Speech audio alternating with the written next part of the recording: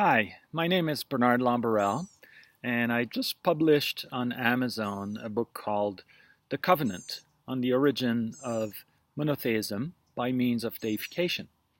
This is a slightly over 400 pages historical essay in which I try to demonstrate that the covenant that Abraham made with the Lord in the Bible, which is essentially a fundamental tenet of monotheism, was actually made with a mortal overlord, actually a Mesopotamian king during the Bronze Age.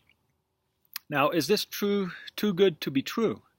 Um, it might be. You know, if you're somewhat critical and have learned a little bit about the history of the Bible, you're probably thinking, wow, this guy must have smoked something pretty good. Everybody knows that the story of Abraham is a myth and a legend. Anyway, it took place so long ago that even if it was true, it'd be impossible to demonstrate. Everybody knows that the story has come down orally, and it's just been manipulated over time, over and over again, and so there's just no point trying to demonstrate something like that. So anybody who'd even attempt to claim this can be shown and demonstrated, it's got to be completely out of his mind. So that's my challenge. I guess my objective is to really overcome this perception by telling you a little bit about my story, how I came to do this work, and also the fascinating journey that I've gone through. So first of all, it's important to understand how we got where we are, which is how do current scholars have come to the conclusion that Abraham is a mythical figure and that these texts were passed down orally. There's essentially four presuppositions that is underlying this conclusion. The first presupposition, which as far as I'm concerned, has prevented anybody else from coming up with the same proposition, is the fact that everybody who's been looking at the story of Abraham has assumed that tradition, the religious tradition, was right when they claimed that Abraham made a covenant with a god. And so by assuming the covenant was made with a divine entity, scholars have looked at this as a religious text. And that creates and leads to a number of impossibilities, especially for the Bronze Age, since there was just no such thing as monotheism back then. The people were pagans and were essentially celebrating local deities. So that's the first part. The second part is the biblical chronology.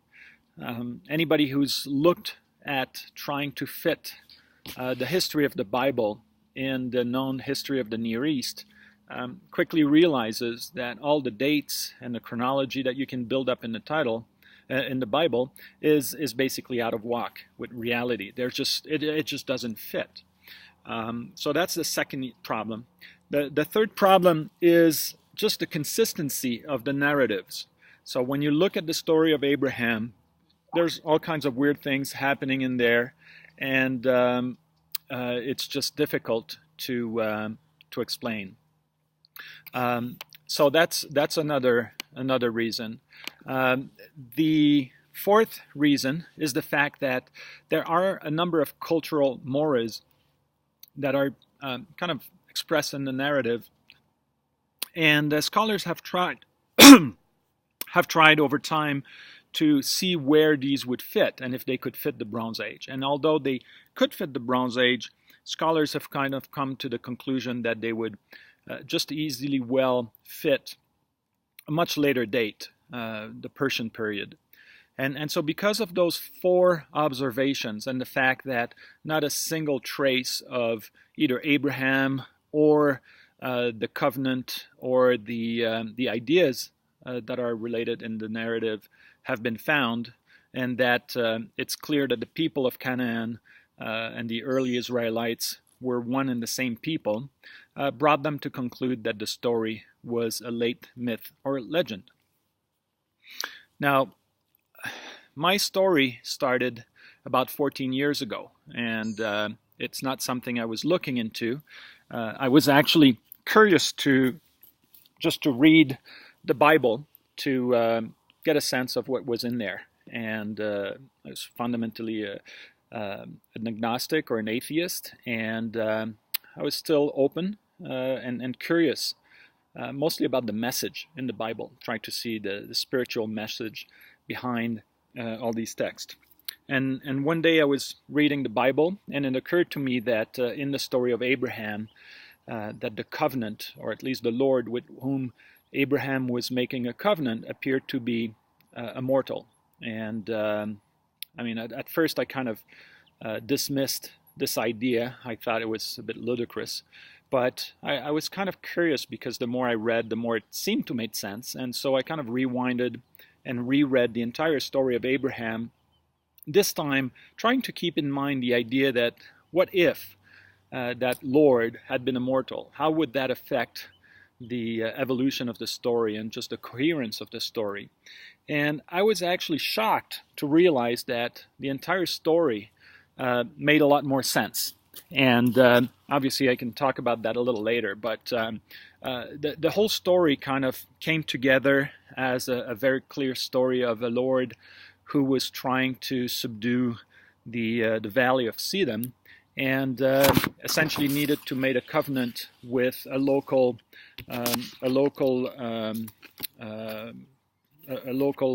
governor, or someone that would have be able to impose local authority over the region. And the whole story made sense up to the point where the Lord asks Abraham to sacrifice his son Isaac, because at that point, if you're thinking of the Lord as a mortal overlord, you realize that he has to be the father of Isaac. In fact, we learn in the story of Abraham that Sarah and Abraham are unable to have child, and so the Lord intervenes with Sarah. He basically asks, "Where is Sarah?" She's in the tent, and the Lord goes in the tent, and 9 months later, Isaac is born. And so when you look at the story from the perspective of a religious text, obviously you understand that the Lord, the Spirit of the Lord, visits Sarah so that she can become fertile. But when you look at it from a secular perspective, you clearly understand that he's going with Sarah and makes her pregnant. So if the Lord is to be the genitor for Isaac, then the request for sacrificing Isaac makes no sense. It just doesn't make sense that he then later asked Abraham to sacrifice the son just to test his loyalty. And so that kind of threw a wrench in my initial interest, because I figured, well, if the story says Isaac, and if I think it should be Ishmael, then we've got a problem. So I almost stopped at that point, thinking that, well, that's it. I've just found one good reason why this idea makes no sense. But very quickly, I decided to make a quick search on the internet. I was curious to find out if any other scholar would have suggested that perhaps it wasn't Isaac, but Ishmael that should be the son that the Lord requested to be sacrificed. And I was shocked because I found that for half the population of the earth, it's not Isaac, as we've been told when we were young, but it's actually Ishmael that is the Lord that is to be sacrificed. Essentially, in the Muslim world, they agree on the same story. They abide to the story of Abraham, to the covenant, Sarai, and all the entire story, but they do disagree on one thing, which is the name of the son. For the Muslim, it is Ishmael. They cannot explain why. It's just part of their tradition. But as I was reading the story as a secular covenant, it clearly explains why it would make sense that it is Ishmael. And so when I found this, I thought, well, maybe I'm onto something. I never thought I'd be able to demonstrate any of this, but I was just curious to see how the history, the context of the region, and the history of the Bronze Age would eventually support or not this type of interpretation. And that's basically 14 years ago. Ever since, what I've been trying to do is to find any reason, you only need one evidence, one fact that is critical and that basically can confirm you're wrong. I'm still looking for that fact. Every time I was challenged, every time somebody would raise some objections, it would always turn out that no, it actually reinforced the idea that this covenant had been made with a lord, a mortal overlord in the Bronze Age, and that we simply misinterpreted the information. Because facts are facts; they don't change; they're just there. All we're doing is interpret what we're seeing and what our understanding. So, back to those 4 objections and presuppositions, I should say. The first presuppositions, which really biases all the research, is to consider that the story of Abraham is the story of a religious covenant. That makes it impossible to place first of all, as a factual story. There's no way somebody would make a covenant with a divine entity, so it has to be a myth. But when you look at it from a secular perspective, then yeah, it makes total sense that Abraham would eat and greet and meet with such a Lord. So a secular covenant is also fits perfectly the context of the Bronze Age. That was a time when large states such as Mesopotamia would make covenant with neighboring states to stabilize the region. The second objection is the objection of the chronology. Now, if Abraham made a covenant with a Mesopotamian overlord, well, it's good to know that back then, in the Bronze Age, Mesopotamians were not using the base 10. They were using base 60 to account for numbers.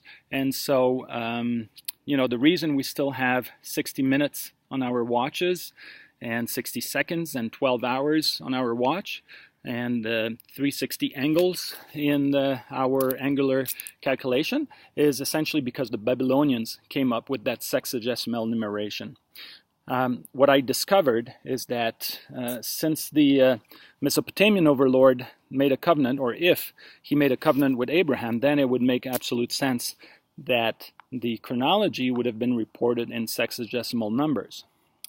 The Bible, actually, when you look at the numbers in the Bible, the numbers themselves are decimal, but they just make no sense, right? You can't make up sense of that chronology. But what I found is that they've just been misconverted, and it's easy to figure exactly when and how that happened, and I explained that in the book. But once you convert those and you restore the proper chronology, then all of a sudden you realize that the entire chronology of the Bible is far more accurate than we ever thought. And actually, it's accurate to the point that it has allowed me to suggest that the Lord with whom Abraham made a covenant must have been King Hammurabi. And as you can see in the book, there's pretty substantial evidence supporting that as well.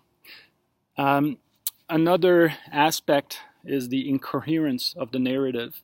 So when you look at it from a religious perspective, there are just bits and pieces of the story that makes no sense. One of the most notorious one is Genesis 14.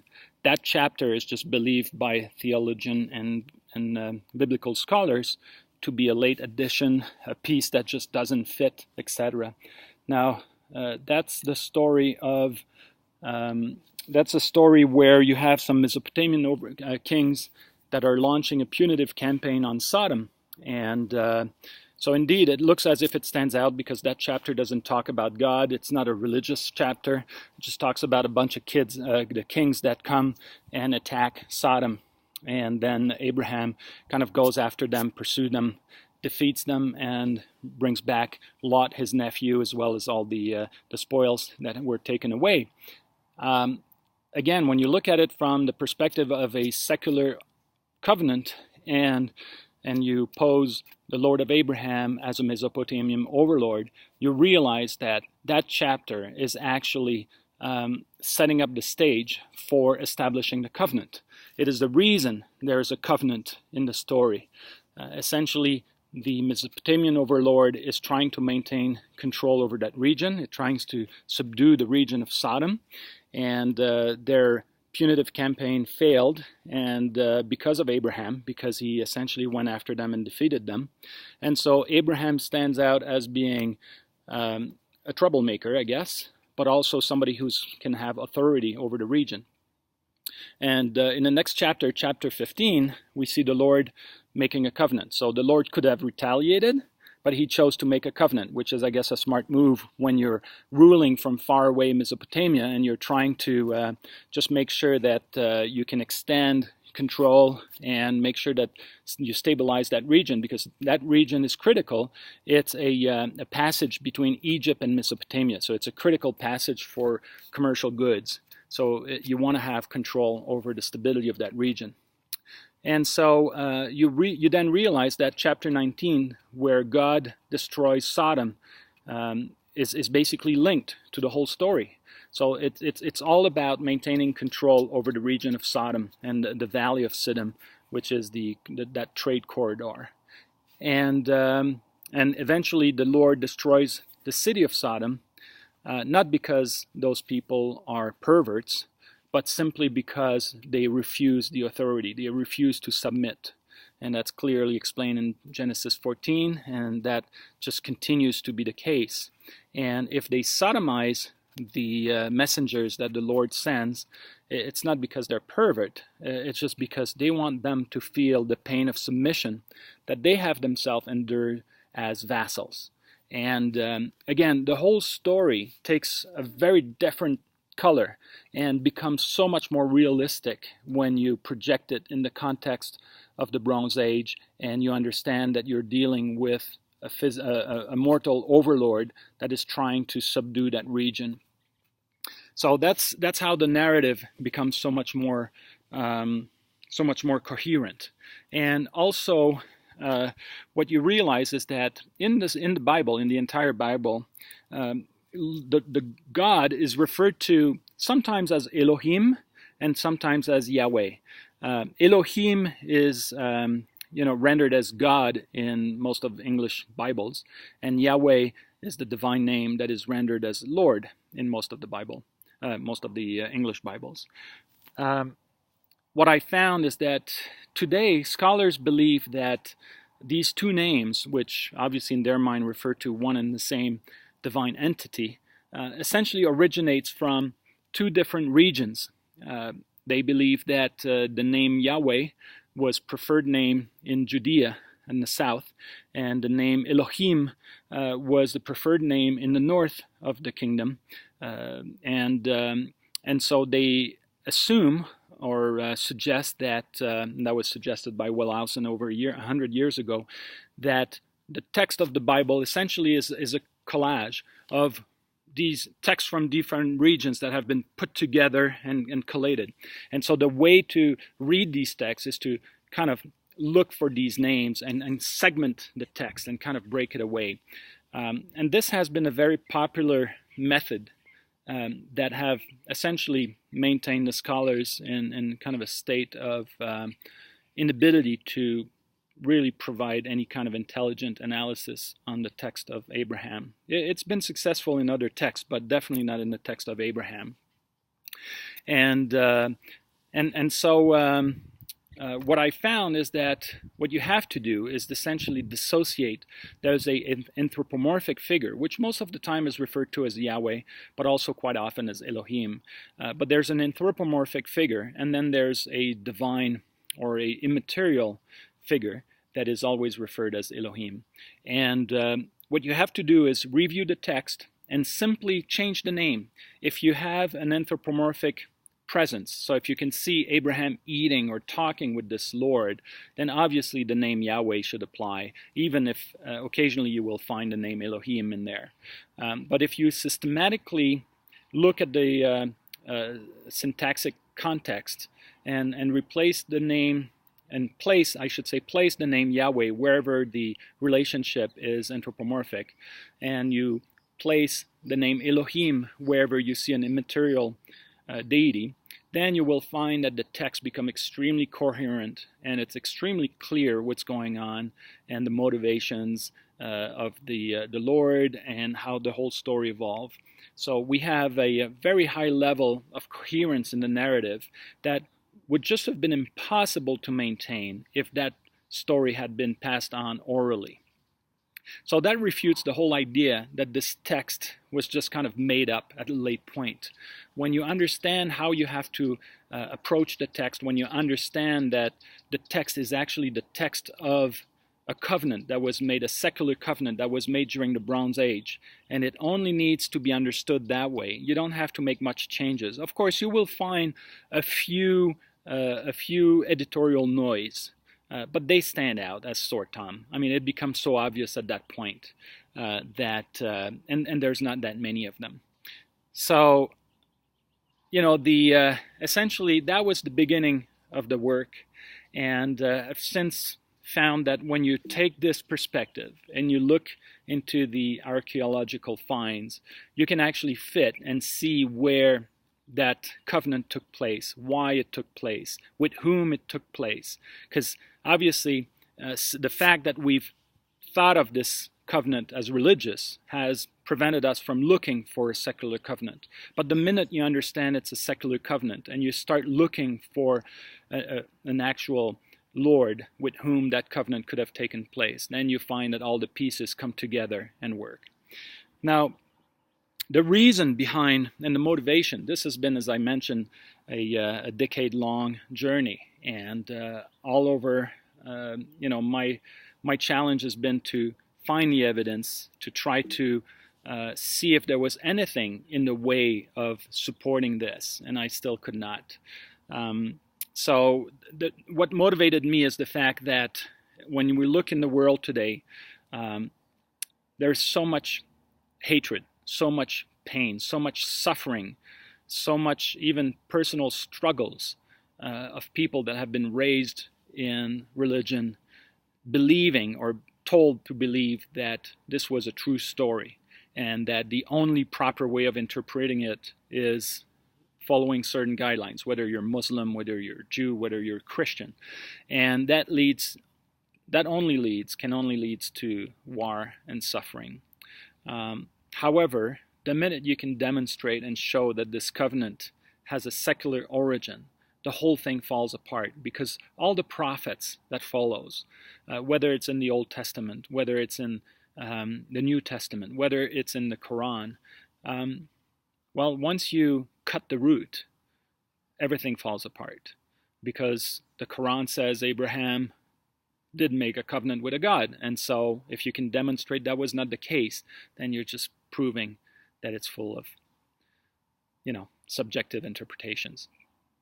So that's it. I hope this short introduction, 20-minute long or so, sorry, will help you overcome that initial perception that maybe this book only rests on fluff. There is actually substantial evidence allowing us to confirm that this was the case. And I'm only hoping that enough people will look into it, pay attention, because it is time that we need to have, obviously, peer review. It needs to be criticized. Other people have to take a look at it. But this won't happen until enough people ask for this kind of inquiry. Today, scholars are not interested in looking into this. They just look at it as another one of those hundreds of crazy books about the Bible. That's not worth their time. But as people request some real investigation, some analysis, some review, some critic of this work, then hopefully we can really make some progress, and we can eventually have this difficult debate because we need to have this debate between believers and non-believers. And I think objective facts is the only thing that can bring us together. By looking at these facts, then we can share perspective and our interpretation. Up to now, science has been unable to weaken the stance of fundamentalists. If you just tell them what you're believing in is crap, well, doesn't really bother them. But if you're showing them that their interpretation is actually weak compared to a scientific investigation, and that you can demonstrate where their theology came from and how it evolved, then I think we have a real good reason to be hopeful that the world can enjoy more peace over time. And eventually, maybe not in our generation, but maybe in a generation of our kids or their child, will have eradicated religious fundamentalism. That's my hope. That's what I invite you. And this is the reason I encourage you to share this work and bring as many people as possible, especially critical thinkers, to look at it and start using it as a tool to improve peace on the world. Thanks for watching, and I'm looking forward to hearing from you. Cheers.